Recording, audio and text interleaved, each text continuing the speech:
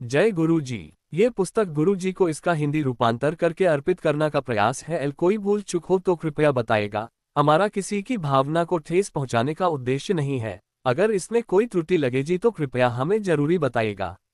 18 August 2025। My guru ji's grace, a spiritual diary on the path of devotion. मेरे गुरुजी की कृपा भक्ति पथ पर एक आध्यात्मिक डायरी। पेज 19 से 21 तक। गुरु भक्ति का आदर्श, चैप्टर 3, पहला भाग। गुरु के बिना कोई भी दान, मंत्र जाप या साधना सार्थक नहीं हो सकती। सच तो यह है कि गुरु के बिना हृदय शुद्ध नहीं होता। उनके आशीर्वाद से आपका मोक्ष निश्चित है। तेनो मेरे वर्ग गुरु नहीं मिलना, Bajaj. You will not find a guru like me, Bajaj. Guruji would so many times remark lovingly. पूरी संगत ही उनका परिवार है, और यद्यपि प्रत्येक भक्त गुरुजी को अपने सबसे निकट मानता है, गुरुजी सभी को समान मानते हैं। वे महापुरुष हैं, फिर भी उन तक पहुंचना आसान है। वे अपने शिष्यों के कष्टों का बोझ कम करने और उन्हें कल्याण प्रदान करने आए हैं। आज गुरुजी के भक्त उतनी ही सहजता से उनके साथ एकाकार हो सकते हैं जितनी सहजता से वे उनके मानव रूप में हुआ करते थे।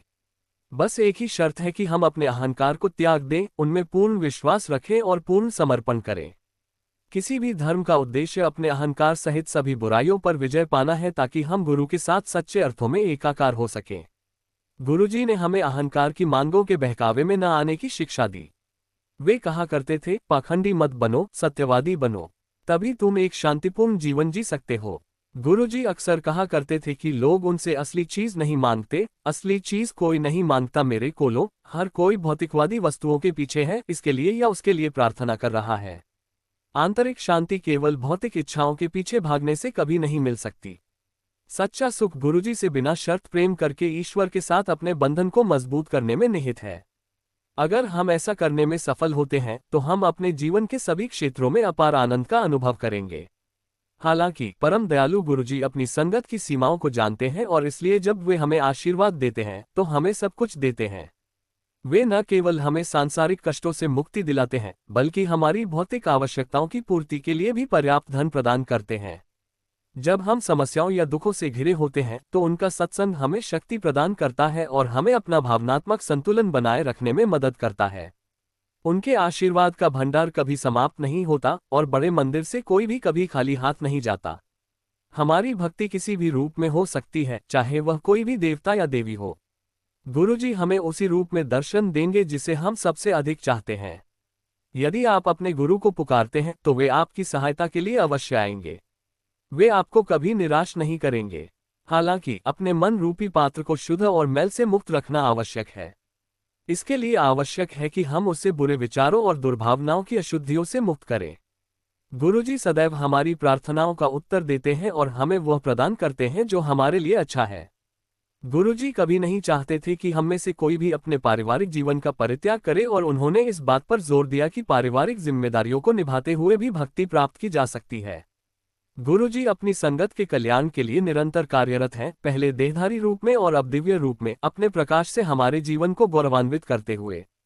गुरु के बिना ज्ञान नहीं है, गुरु के बिना मुक्ति नहीं है, गुरु के बिना हृदय अशुद्ध रहता है, गुरु के बिना सत्य का उदय नहीं होता। गुरु भक्ति का आदर्श। गुरुजी ने हमें आगाह किया था, आजकल झूठे गुरुओं की भरमार है। वे बुद्धिमान लोगों को भी धोखा देने में कामयाब हो जाते हैं। उन्होंने हमें बताया था कि पाखंडियों और तांत्रिकों के पीछे चलने से हमें कुछ नहीं मिलेगा। उन्हें पाखंड और खोखले बाहरी कर्मकांड नापसंद थे। वे सभी अंधविश्वासों के खिलाफ थे, क्योंकि उनका कहना था कि ये व्यक्ति को कमजोर करते हैं।